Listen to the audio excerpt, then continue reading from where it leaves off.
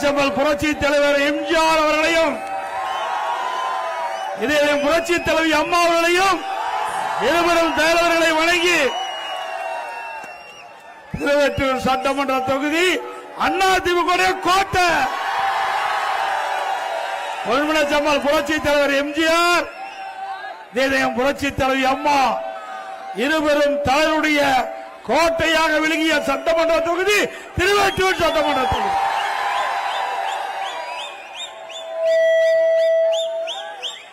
இந்த சிறப்பான நிகழ்ச்சியில் கலந்து கொண்டு சிறப்பித்துக் கொண்டிருக்கின்ற மாவட்ட கழக செயலாளர் முன்னாள் அமைச்சர் அறிவுச்சவர் திரு மாதவரம் வி மூர்த்தி அவர்களே, உங்களுடைய இந்த தொகுதியினுடைய முன்னாள் எம்எல்ஏ, உங்களால் தேர்ந்தெடுக்கப்பட இருக்கின்ற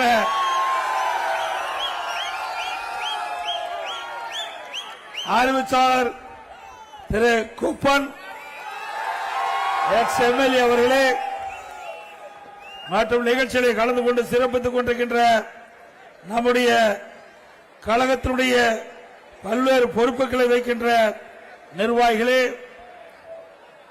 பாரதிய ஜனதா கட்சியை சேர்ந்த நிர்வாகிகளே, பாட்டாளி மக்கள் கட்சியை சேர்ந்த நிர்வாகிகளே, அம்மா மக்கள் முன்னேற்ற கழகத்தை சேர்ந்த நிர்வாகிகளே, தமிழ் மாநில காங்கிரஸ் கட்சியை சேர்ந்த நிர்வாகிகளே, இந்திய ஜனநாயக கட்சியை சேர்ந்த நிர்வாகிகளே, புரட்சி பாரத கட்சியை சேர்ந்த நிர்வாகிகளே, புதிய நீதி கட்சியை சேர்ந்த நிர்வாகிகளே, தமிழக மக்கள் முன்னேற்ற கழகத்தை சேர்ந்த நிர்வாகிகளே, பெருந்தலைவர் மக்கள் கட்சியை சேர்ந்த நிர்வாகிகளே, தமிழ் மாநில முஸ்லிம் கட்சியை சேர்ந்த நிர்வாகிகளே மற்றும் இந்த திரளாக குழுமிருக்கின்ற அனைத்து இந்திய அண்ணா திராவிட முன்னேற்ற கழகத்திலே பல்வேறு பொறுப்புகளை வைக்கின்ற நிர்வாகிகளே, கழக உடன்பிறப்புகளே, கூட்டணி கட்சி சேர்ந்த தலைவர்களே, நிர்வாகிகளே, பெரியோர்களே, தாய்மார்களே, வாக்காளர் பெருமக்களே, மீனவ நண்பர்களே, அத்தனை பேருக்கும் என்னுடைய நன்றி கலந்த வணக்கம்.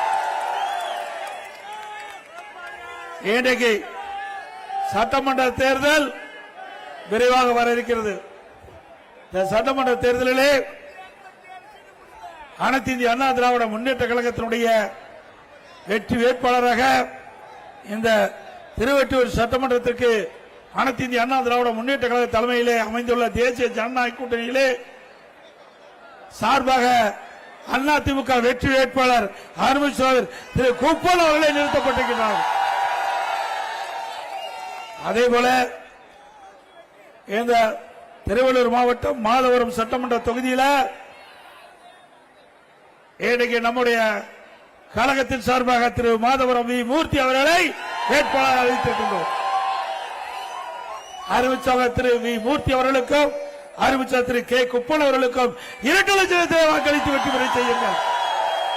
நம்முடைய சின்னம் பொன்மனச்செம்மல் புரட்சி தலைவர் எம்ஜிஆர் சின்னம், அம்மாவின் சின்னம், மீனவ நண்பர்களின் சின்னம், தொழிலாளர்களின் சின்னம், ஏழைகளின் சின்னம், மக்களின் சின்னம், வெற்றி சின்னம். ராட்டல சின்னத்திற்கு வாக்களித்து வெற்றி பெற செய்யணுமா இருவரும் வேண்டி கேட்டுக் கொள்கிறேன்.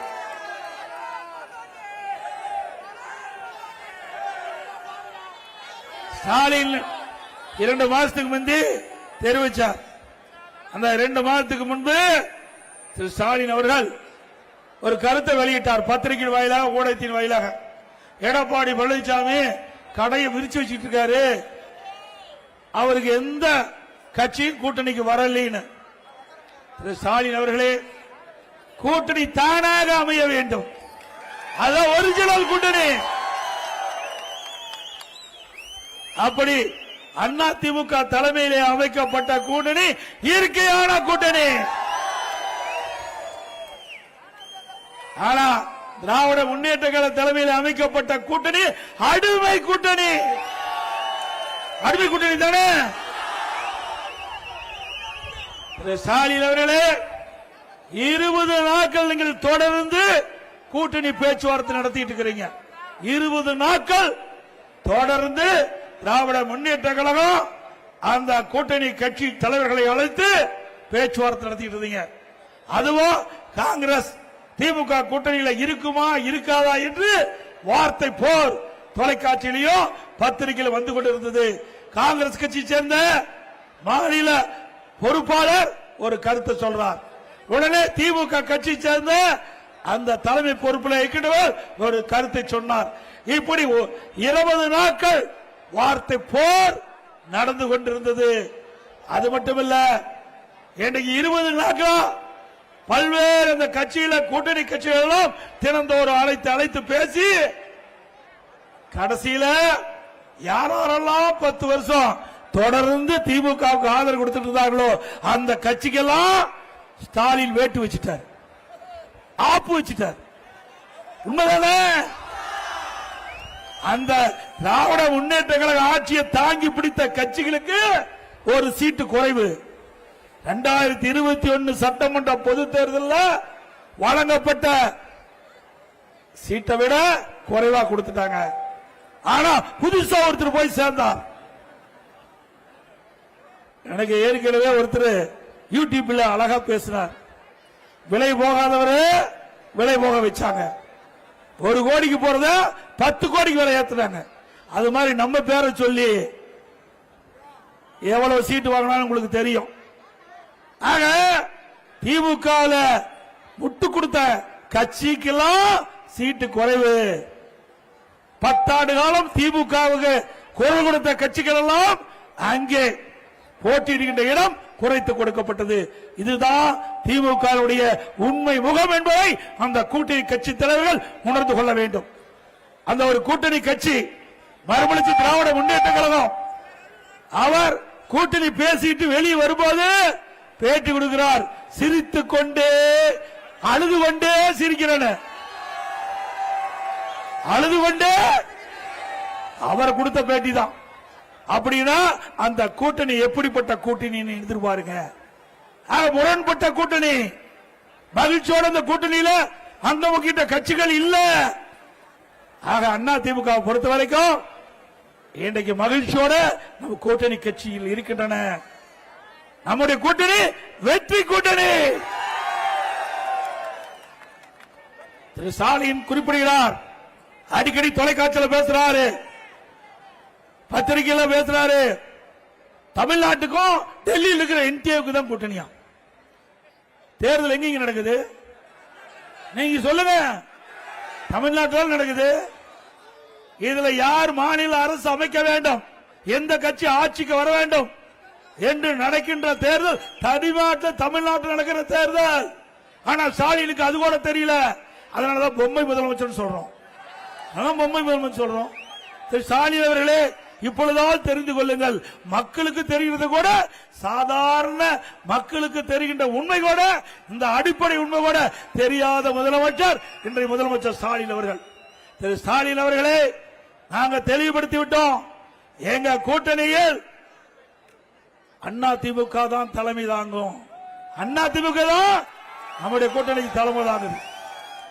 அண்ணா திமுக தான் ஆட்சி அமைக்குது. தேசிய ஜனநாயக கூட்டணியுடைய முதலமைச்சர் வேட்பாளர் இபிஎஸ் என்று அறிவிக்கப்பட்டது. முதலாக நம்ம கூட்டணி அமைச்சு மாண்புமிகு உள்துறை அமைச்சர் ஹோட்டல்ல நிருபர்கிட்ட பேட்டி குடிக்கின்ற பொழுது தெளிவுபடுத்தியாச்சு. ஸ்டாலினுக்கு நம்முடைய அதிமுக அரசு ஆண்டபோது குறை சொல்ல முடியல, அதிமுக ஆட்சி மீது குறை சொல்ல முடியல, அதிமுக கட்சி மீது குறை சொல்ல முடியல. அதனால நம்மை அவர்களை எதிர்த்து பேசுவதற்கு தகுதி கிடையாது. திராண தெம்பு இல்லாத கட்சி திமுக கட்சி, திமுக தலைவர். உனக்கு தெம்பு திராணி இருந்தா எங்களை பத்தி பேசுங்க, நாங்க பதில் சொல்ல தயார். நான் அடிக்கடி பேசிட்டே இருக்கிறேன், சொல்லிட்டே இருக்கிறேன். மடியில கனம் இல்ல, வழியில பயம் இல்ல. ஸ்டாலின் அவர்களே, உங்களை போல டெல்லியில விமான நிலையத்துக்கு போய் விமானம் ஏறினாவே போதும். எடப்பாடி பழனிசாமி டெல்லி போயிட்டார், எடப்பாடி பழனிசாமி டெல்லி போயிட்டார். டெல்லி போனா என்னையா தப்பு? என்ன தப்புங்க? பயம், பயம். அவ்வளவு ஊழல் செஞ்சிருக்கிறாங்க. அந்த ஊழல போய் எடப்பாடி பழனிசாமி மத்தியில் இருக்கிறது சொன்னா நமக்கு ஆபத்து வந்துவிடும் என்று அலறிக் கொண்டிருக்கின்ற காட்சிய ஸ்டாலினுடைய உணர்வு தெரியுது. அது மட்டுமல்ல, உங்களுக்கு தெரியுது கூட ஸ்டாலினுக்கு தெரியல. அவரை நாட்டுடைய முதலமைச்சரான நாடு என்ன ஆகும் சிந்திச்சு பாருங்க. திரு ஸ்டாலின் அவர்களே, மக்களுக்கு உண்மை புரிந்து விட்டது. விழித்துக் கொண்டவர்களெல்லாம் பிழைத்துக் கொள்வார்கள். இன்றைக்கு தமிழகம் விழித்துக் கொண்டு விட்டது.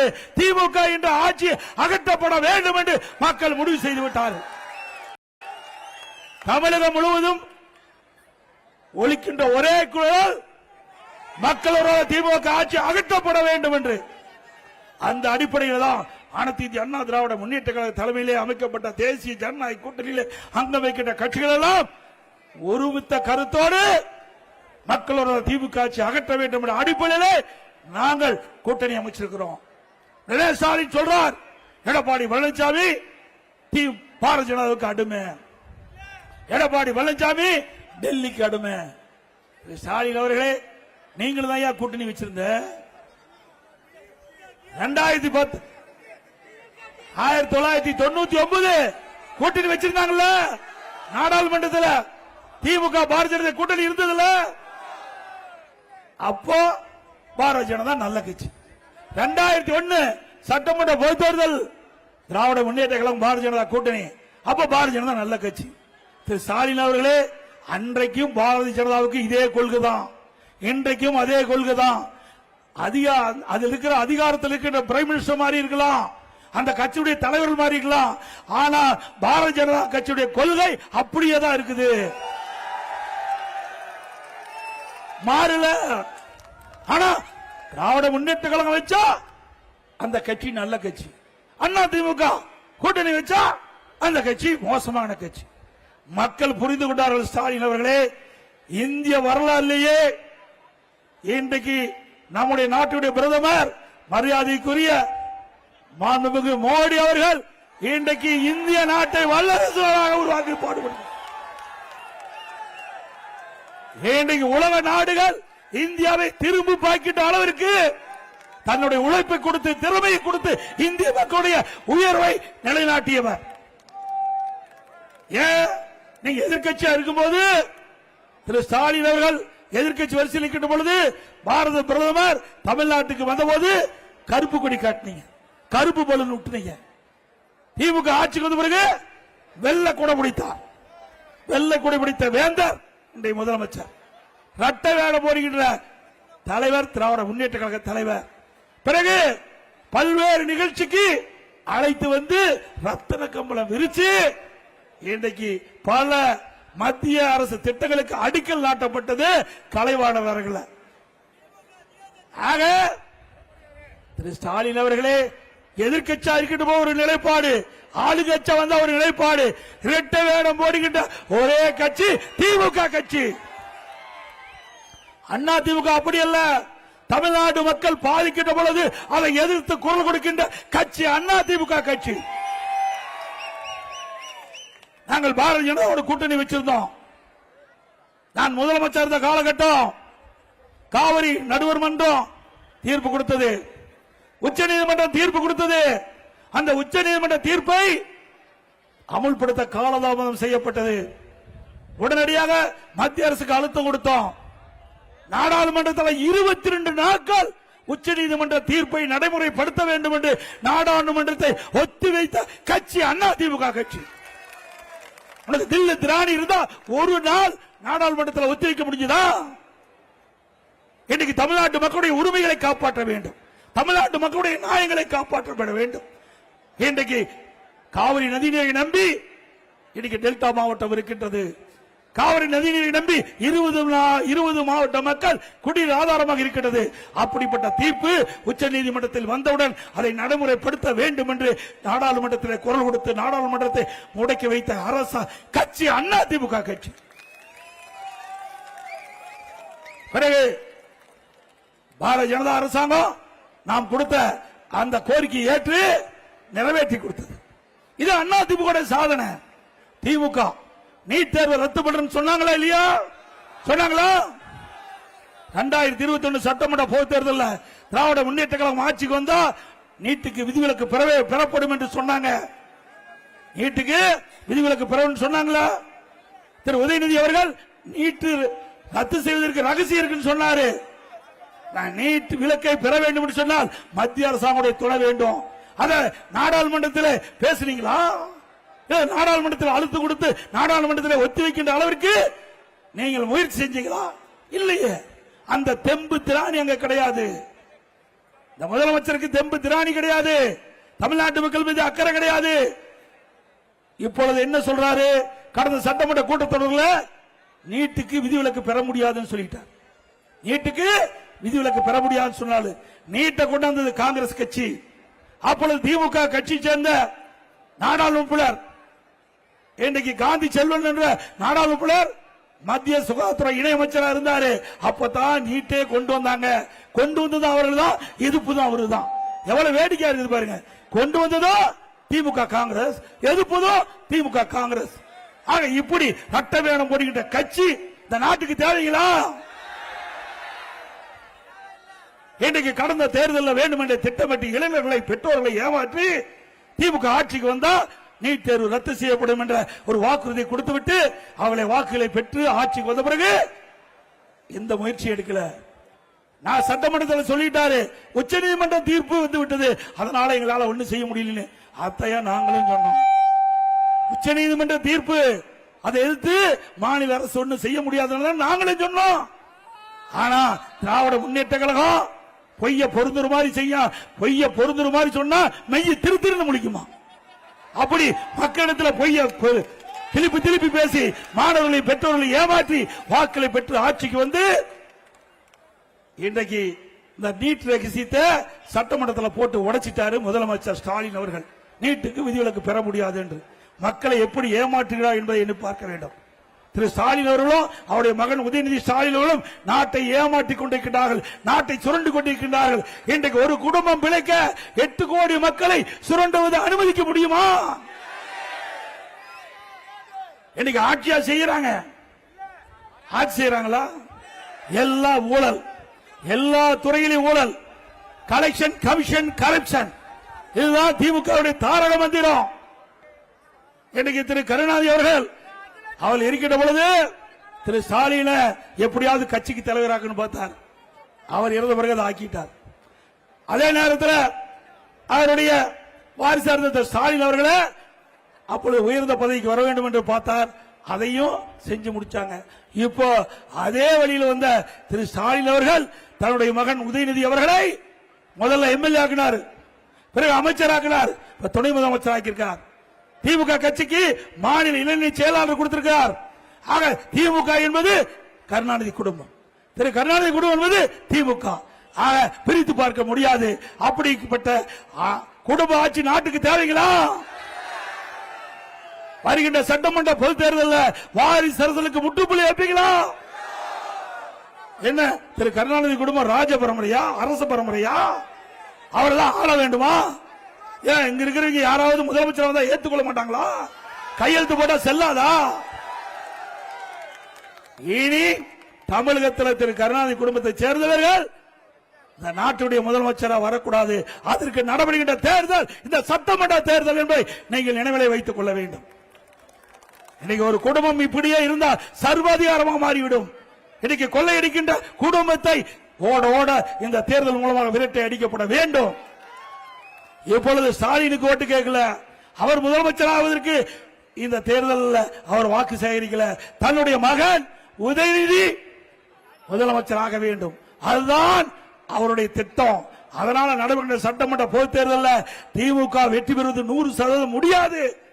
ஆனால் எப்படியாவது தில்லுமுள்ளு செஞ்சு பல கட்சிகளை ஒன்றாக இணைத்து வாக்குகளை பெற்று ஆட்சிக்கு வர வேண்டும் என்று திரு ஸ்டாலின் துடித்துக் கொண்டிருக்கின்றார். தன்னுடைய மகனுக்கு முடிசூட்டு விழா நடத்த வேண்டும் என்று எதிர்பார்த்துக் கொண்டிருக்கின்றார். அது ஒருபோதும் நடக்குமா? திரு ஸ்டாலின் அவர்களே, மக்கள் தெளிவாக இருக்கின்றார்கள். இனி திரு கருணாநிதி குடும்பம் இந்த நாட்டை ஆண்டா நாடு சுடுகாடாயிரும். நாட்டு மக்களை சுருண்டினது போதும்.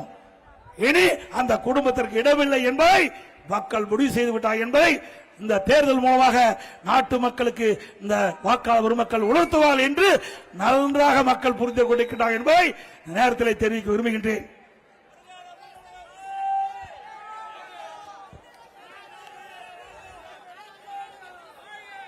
இன்றைக்கு எல்லாத்திலையும் ஊழல். இந்த டாய்லெட் அதுல பராமரிக்கிறதுல ஊழல் கேவலம். நல்லா எண்ணி பாருங்க. டாய்லெட் பராமரிப்பதில் மாநகராட்சியில் ஊழல். இப்படிப்பட்ட மோசமான ஆட்சி தேவைங்களா நாட்டுக்கு? இன்னைக்கு மதுரையில பாத்தீங்கன்னா, மதுரையில திமுக அரசாங்கம் தான் இருக்குது, திமுக மேயர் தான் இருக்காரு. அங்க 200 கோடி வரி வருவாயில முறைகேடு நடைபெற்றதா இந்த திமுக அரசாங்கம் தான் கண்டுபிடிச்சிருக்கு. திமுக மேயர் ராஜினாமா பண்ணிட்டார், மண்டல குழு தலைவர் ராஜினாமா பண்ணிட்டாங்க, நிலைக்குழு உறுப்பினர் ராஜினாமா பண்ணிட்டாங்க. ஆனா மேயர் எந்த நடவடிக்கை எடுக்கல. மேயருடைய கணவரை அப்படியே அரஸ்ட் பண்ணி ஒரு 10 நாள் சிறையில் வச்சு வெளியிட்டாங்க. இதுதான் திமுக ஆட்சியுடைய நிலைமை. மதுரையில் ஆட்டுக்கு வரி, மாட்டுக்கு வரி, குதிரைக்கு வரி, பன்னிக்கு வரி.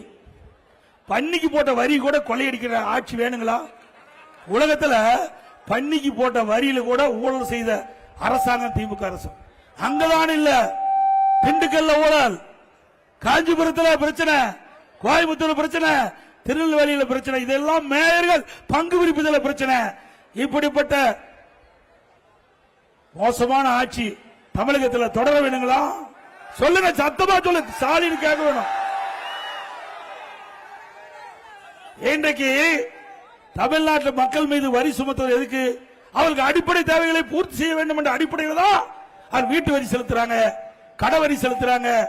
ஆக அந்த வரியின் மூலமாகத்தான் அந்த மக்களுக்கு தேவையான அடிப்படைகள் செய்து தர முடியும். உள்ளாட்சி அமைப்பு என்பது உயிர் நாடி மாறி ஒரு மனிதருக்கு உயிர் எப்படியோ அது போல மக்களுக்கு அன்றாட தேவைகளை பூர்த்தி செய்வது அந்த உள்ளாட்சி அமைப்பு. அந்த உள்ளாட்சி அமைப்பில் இவ்வளவு பெரிய குளறுபடி, இவ்வளவு பெரிய முறைகேடு நடைபெற்று சொன்னால் இந்த ஆட்சி தொடர்ந்தா எப்படி நாட்டு மக்களுக்கு நன்மை கிடைக்கும் என்பதை எண்ணி பாருங்க. திராவிட முன்னேற்ற கழகம் ஆட்சிக்கு வந்த பிறகு வீட்டு வரி 100% உயர்த்திட்டாங்க. வீட்டு வரி 100%. ஒவ்வொரு வருஷமும் 6% கூடுதல் வரி நேற்று தினம் அறிவிச்சிட்டாங்க. போன வருஷம் 6%, இந்த வருஷம் 6%, இப்போ 112% வரி வசூல். அண்ணா திமுக ஆட்சி இருந்ததை விட 112% வீட்டு வரி உயர்வு. கடைக்கு வரி 180% உயர்வு, ஆண்டுக்கு 6% உயர்வு.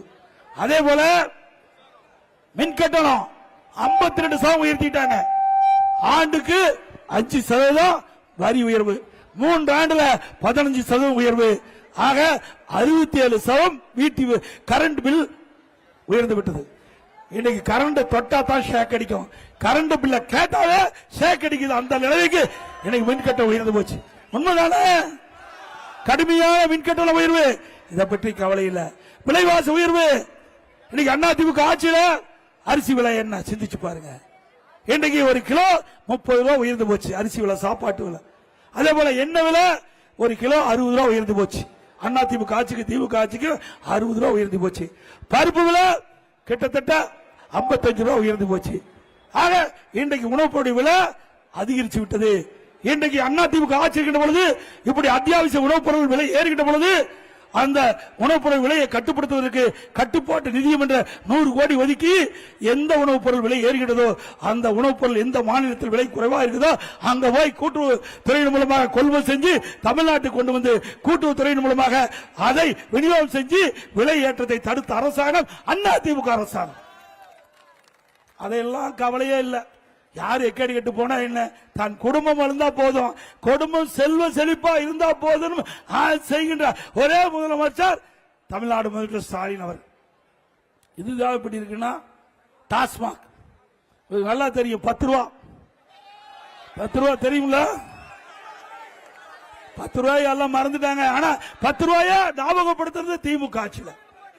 தமிழ்நாட்டில் கிட்டத்தட்ட 6000 மதுக்கடைகள் இருக்குது, 6000 டாஸ்மாக் கடை.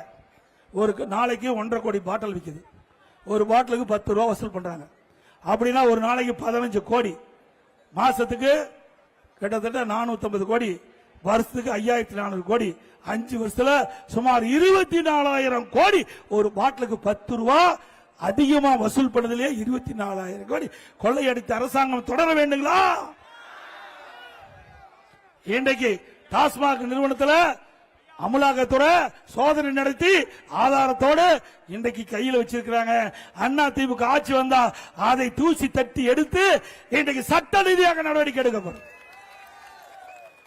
அதோட ஸ்டாலின் வருமானமே இல்லைங்கிறாரு. ஆனா பேனா வைக்கிறதுக்கு எங்க இருந்து வருமானம் வந்து? எழுதாத பேனாவை நடுக்கல்ல கொண்டு வைக்கிறார். அப்பா நினைவா யார் விட்டு பணம்? உங்களுடைய வரி பணங்க. சரி வெயிங்க வேணாங்கள. திரு கருணாநிதி குடும்பத்துடைய ட்ரஸ்ட்ல 8000 கோடி இருக்குது. எவ்வளவு கோடி? நல்லா சத்தமா சொல்லுங்க, நாட்டு மக்களுக்கு தெரிய வேணும். திரு கருணாநிதி குடும்பத்துடைய ட்ரஸ்ட்ல 8000 கோடி. அந்த பணத்தில் எடுத்து போய் உங்க அப்பா நினைவா ஒரு நடுக்கடல்ல பேனா வெயி, எழுத ஒரு மலையே கட்டு. யாரு வேண்டாங்கிறான்? ஏங்க எழுதாத பணம் எங்க வச்சா என்ன? சரி உங்க அப்பாவுக்கு நினைவு மண்டம் கட்டினீங்க, ரைட், ஒத்துக்கலாம். முன்னாள் முதலமைச்சர் திமுக தலைவர் வைங்க, யாரு அதுக்கு அவருடைய நினைவு மண்டத்துக்கு முன்னாடியே ஒரு 2 கோடி ரூபாயில ஒரு பேனா வைங்களேன், நினைவு சின்னமா. யார் வேண்டாங்கிறா? எழுதாத பேனாவுக்கு எதுக்கு 82 கோடி? இவருதான் இப்படின்னா இவர் மகன் அதோட கார் பந்தயம் நடத்துறார். நாட்டுக்கு அது அவசியமா?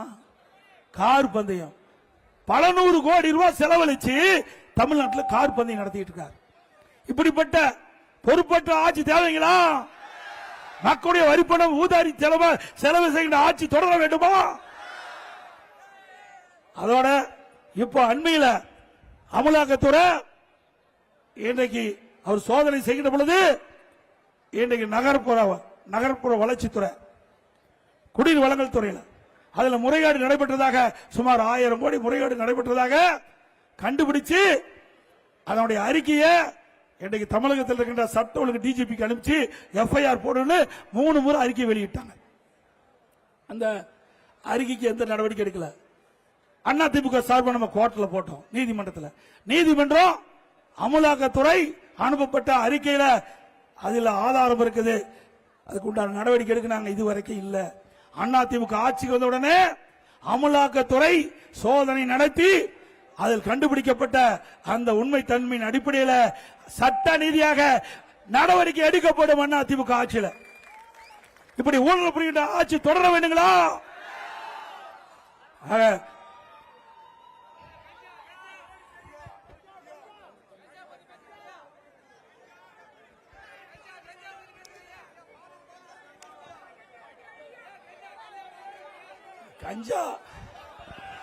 கஞ்சா வந்து விற்காத இடமே இல்ல. இன்றைக்கு தமிழகம் முழுவதும் எது கிடைக்குதோ இல்லையோ கஞ்சா தாராளமா கிடைக்குது. நான் வந்து இந்த ஆட்சி அமைந்தவுடன் முதல் ஆண்டே நான் குறிப்பிட்டேன் முதலமைச்சர்கிட்ட, சட்டமன்றத்தில் பிரதான எதிர்க்கட்சி தலைவர் என்ற முறையில் முதலமைச்சருடைய கவனத்துக்கு கொண்டு வந்தேன். திரு ஸ்டாலின் அவர்களே, தமிழகத்தில் எங்கே பார்த்தாலும் கஞ்சா விற்பனை அமோகமாக நடைபெற்றுக் கொண்டிருக்கிறது. பல வடிவத்தில் போதைப் பொருள் விற்பனை ஆகிறது.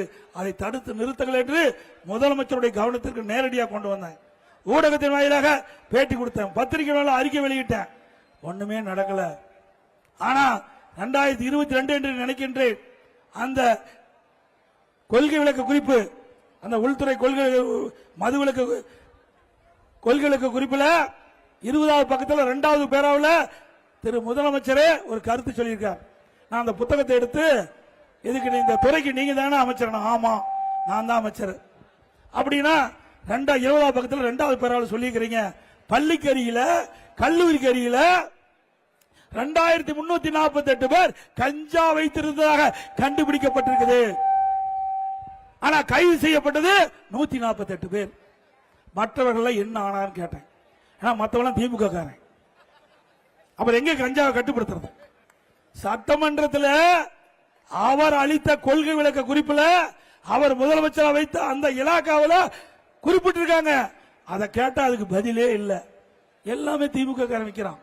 காவல்துறையால் ஒன்றும் செய்ய முடியல. அதனாலதான் இந்த கஞ்சா விற்பனை தமிழகத்தில் அமோகமாக நடந்து கொண்டிருக்குது. இதை கட்டுப்படுத்த இந்த அரசு தவறிய காரணத்தினால இளைஞர்கள், மாணவர்கள், பொதுமக்கள் இந்த கஞ்சா போதைக்கு அடிமையாகி பல்வேறு குற்ற செயலில் ஈடுபடுறாங்க. இந்த கஞ்சா போதைக்கு அடிமையாகி என்ன செய்வதென்றே தெரியாமல் தன்னை அறியாமலே குற்ற செயலில் ஈடுபடுறாங்க. கொலை, கொல்ல, திருட்டு, வழிப்பறிவு, பாலியல் கொடுமை நடக்காத நாளே இல்லை. 2 வயசு சிறுமி கூட விட்டு வைக்கிறது. பச்சை குழந்தை கிருஷ்ணகிரியில 2 வயசு குழந்தைய பாலியல் சீண்டல் உட்படுத்தப்பட்டு அந்த குழந்தை கொலை செய்யப்பட்டிருக்காங்க. அண்மையில விளாத்திக்குளம், தூத்துக்குடி மாவட்டத்தில் பள்ளிக்கு போன சிறுமி அங்க பாலியல் சீண்டல்ல கொலை செய்யப்பட்டிருக்கிறாங்க. போராட்டம் நடந்துகிட்டு இருக்குது. இப்படிப்பட்ட அவல ஆட்சி தொடர வேண்டுங்களா? அதிமுக ஆட்சிக்கு வந்தா முதல் வேலை போதைப் பொருள் நடமாட்டத்தை முற்றிலும் தடுத்து நிறுத்தப்படும். அதிமுக ஆட்சி சட்டத்தின் ஆட்சியாக இருக்கும். எங்களுடைய ஆட்சியில இப்படிப்பட்ட நிகழ்வு நடக்க நாங்கள் விடமாட்டோம். இன்னைக்கு அதிமுக ஆட்சி குறை சொல்ல முடியாத ஆட்சியாக நாங்கள் செயல்படுத்தி காட்டினோம். இன்றைக்கு சட்ட ஒழுங்கு சந்தி சிரித்துக் கொண்டிருக்கின்றது திராவிட முன்னேற்ற கழக ஆட்சியில் என்பதை நாட்டு மக்கள் உணர்ந்திருக்கின்றார்கள். ஆக திராவிட முன்னேற்ற கழக தலைவர் ஒரு பொம்மை முதலமைச்சராக இருக்கின்ற காரணத்தாலே சட்ட ஒழுங்கை நிர்வகிக்க முடியாம இன்றைக்கு தமிழகத்திலே மாணவர்கள் இளைஞர்கள் இந்த போதைக்கு அடிமையாகி சீரழியக்கூடிய காட்சி தமிழகத்திலே பார்க்கப்படுகிறது. அதிமுக ஆட்சி உங்களுடைய மகத்தான ஆதரவிலே மலரும். இதற்கு ஒரு முற்றுப்புள்ளி வைக்கப்படும்.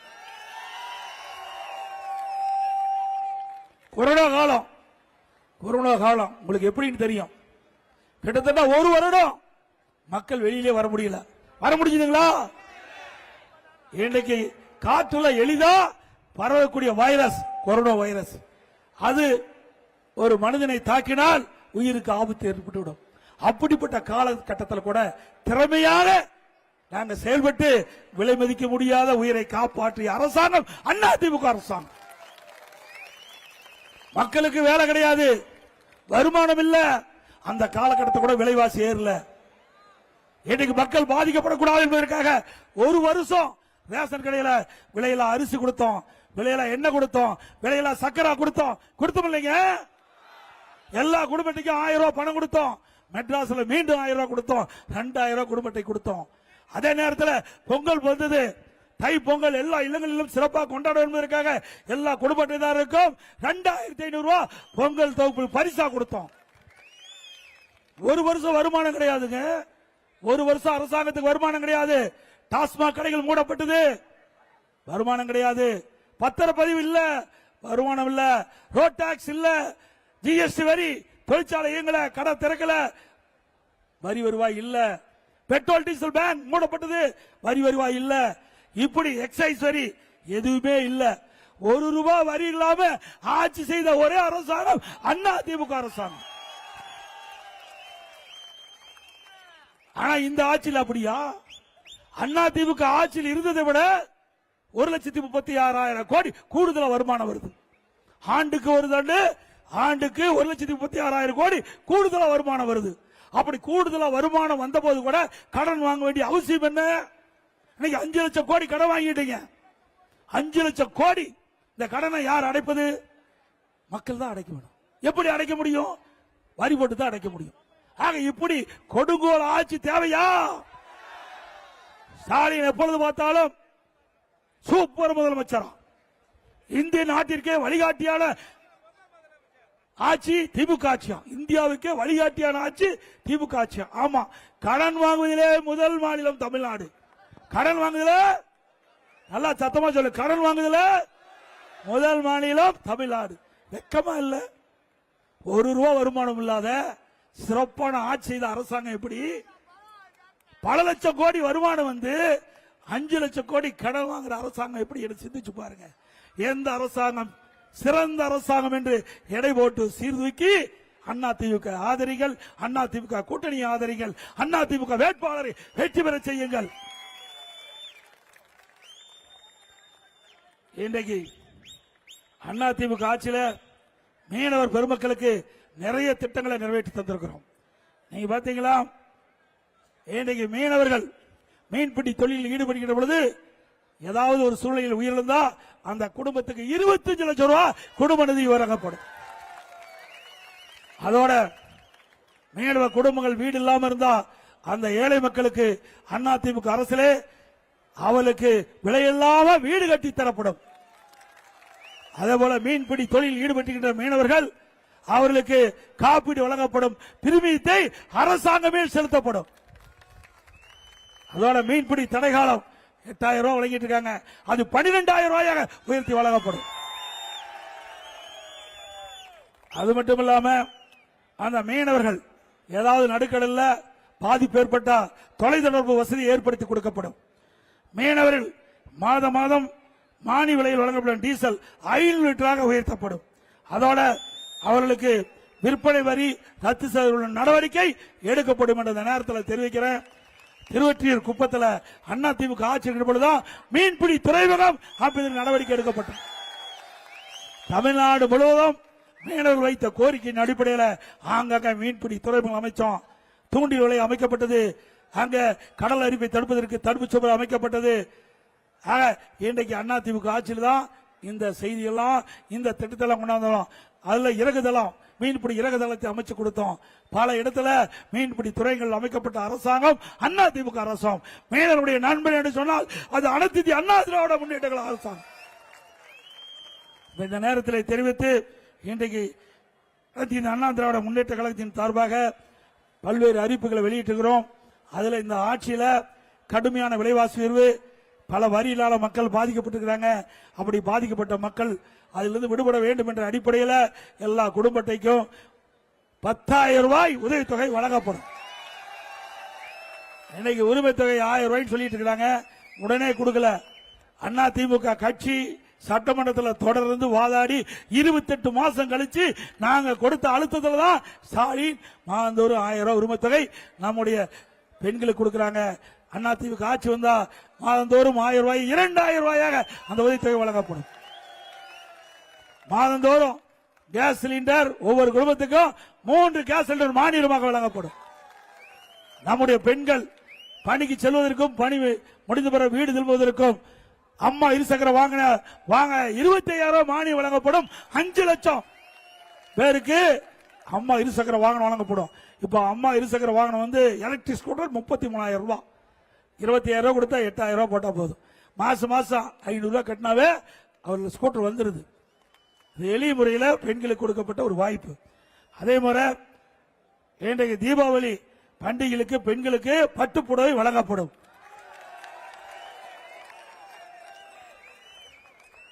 முதியோருக்கு வழங்கப்படுகின்ற அந்த முதியோர் உதவித்தொகை 2,000 ரூபாயாக உயர்த்தப்படும். இன்றைக்கு வேலைவாய்ப்பு அலுவலகத்தில் பதிவு செய்யப்பட்ட இளைஞர்களுக்கு வேலை இல்லாமல் இருக்கின்ற அந்த மாணவர்களுக்கு பட்டப்படி படித்த மாணவர்களுக்கு மாதந்தோறும் வேலை கிடைக்கின்ற வரை 2,000 ரூபாய் வழங்கப்படும். பிளஸ் 2 வரை படித்தவர்களுக்கு 1000 ரூபாய் மாதந்தோறும் வழங்கப்படும். சாலை ஓரமாக இன்னைக்கு நகரத்தில் நடைபாதை சாலை ஓரமாக கடை வைத்திருக்கின்றவர்கள் கூட்டுறவு வங்கியில் வாங்கிய கடன் முழுவதும் தள்ளுபடி செய்யப்படும். அதேபோல புதிய கடை வைப்பவர்களுக்கு 2 லட்சம் வரை அவருக்கு கடன் அளிக்கப்படும்.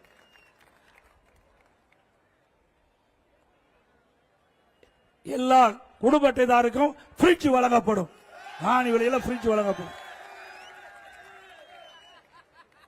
அதேபோல ஒவ்வொரு பொங்கல் என்றும் 1000 ரூபாய் பொங்கல் தொகுப்போடு பொங்கல் பரிசாக வழங்கப்படும். அதேபோல கட்டட தொழிலாளர்கள் அந்த பணியில ஈடுபட்டுகின்ற பொழுது தவறி விழுந்து உயிரிழந்தார், அந்த குடும்பத்துக்கு 25 லட்சம் ரூபாய் வழங்கப்படும். அந்த கட்டட தொழில் ஈடுபட்டிருக்கிற அத்தனை பேருக்கு காப்பீட்டில் சேர்க்கப்பட்டு பிரிமிய தொகை அரசாங்கமே செலுத்தும். இப்படி உழைக்கின்ற மக்கள் இன்றைக்கு கடைக்கோட்டிருக்கின்ற மக்களுக்கு தேவையான நன்மைகள் செய்வதிலே முதலிடத்தில் இருப்பது அனைத்து இந்திய அண்ணா திராவிட முன்னேற்ற கழகம் என்பதை இந்த நேரத்தில் தெரிவித்து, வருகின்ற சட்டமன்ற தேர்தலிலே நம்முடைய திருவொற்றியூர் நம்முடைய அனைத்து இந்திய அண்ணா திராவிட முன்னேற்ற கழகத்துடைய வெற்றி வேட்பாளர் அறிவிச்ச குப்பன் அவர்களுக்கு 2 லட்சத்தில் வாக்களித்து வெற்றி பெற்றார். மாதவரம் சட்டமன்ற தொகுதியிலே போட்டியிடுகின்ற கழகத்தின் சார்பாக போட்டியிடுகின்ற அறிவிச்ச திரு மாதவரம் வி மூர்த்தி அவர்களுக்கு 2 லட்சத்தில் வாக்களித்து வெற்றி பெற்றார். மக்களை காப்போம், தமிழகத்தை மீட்போம், மக்களை தமிழகத்தை மக்களை தமிழகத்தை மக்களை தமிழகத்தை ஸ்டாலின் மாடல் அரசு, ஃபெயில் மாடல் அரசு, பை பை ஸ்டாலின்.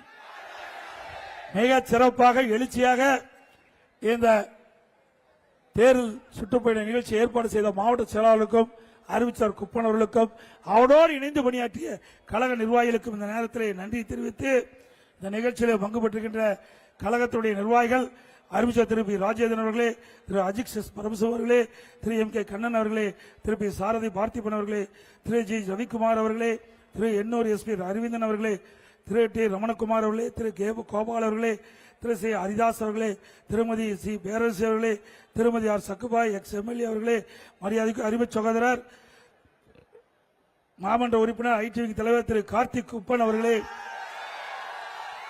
மற்றும் பாரதிய ஜனதா கட்சியுடைய மாவட்ட தலைவர் NL நாகராஜ் அவர்களே, பாஜக சட்டமன்ற தலைவர் ஜெய் கணேஷ் அவர்களே, பாமக மாவட்ட செயலாளர் திரு R சிவபிரகாசம் அவர்களே, பாமக மாநில செயற்குழு திரு அப்பு கவுண்டர் அவர்களே, அம்மா மக்கள் முன்னேற்ற கழக மாவட்ட செயலாளர் திரு CP ராமஜெயம் அவர்களே, பாமக மேனவணி செயலாளர் திரு முன்னாள் MLA திரு T ஆறுமுகம் அவர்களே, தமாக மண்டல தலைவர் திரு MR வீரா அவர்களே, தமாக வடக்கு பொதுச் செயலாளர் திரு பெரியசாமி அவர்களே, புரட்சி பாரத கட்சியுடைய மாவட்ட செயலாளர் திரு OG நரேந்திரன் அவர்களே, புரட்சி பாரத கட்சியினுடைய மாவட்ட பொருளாளர் திரு திருமலைராஜன் அவர்களே மற்றும் நம்முடைய கூட்டணியில் இருக்கின்ற பெருந்தோர் மக்கள் கட்சியை சேர்ந்த நிர்வாகிகளே, IJK கட்சியை சேர்ந்த தலைவர்களே, நிர்வாகிகளே, தமிழக மக்கள் முன்னேற்ற கட்சியை சேர்ந்த நிர்வாகிகளே, புதிய நீதி கட்சியை சேர்ந்த நிர்வாகிகளே, நம்ம கூட்டணியில் அங்க வைக்கின்ற கட்சியுடைய தலைவர்களே, நிர்வாகிகளை வருகிறது சிறப்பத்தை கொண்டிருக்கின்ற கழகத்தினுடைய அனைத்து மட்ட நிர்வாகிகளே, கூட்டணி கட்சி சேர்ந்த நிர்வாகிகளே, பெரியவர்களை, தாய்மார்களே, வாக்காளர் மக்களே, பத்திரிகையாளர்களே, அத்தனை பேருக்கும் நன்றி நன்றி நன்றி. வணக்கம்.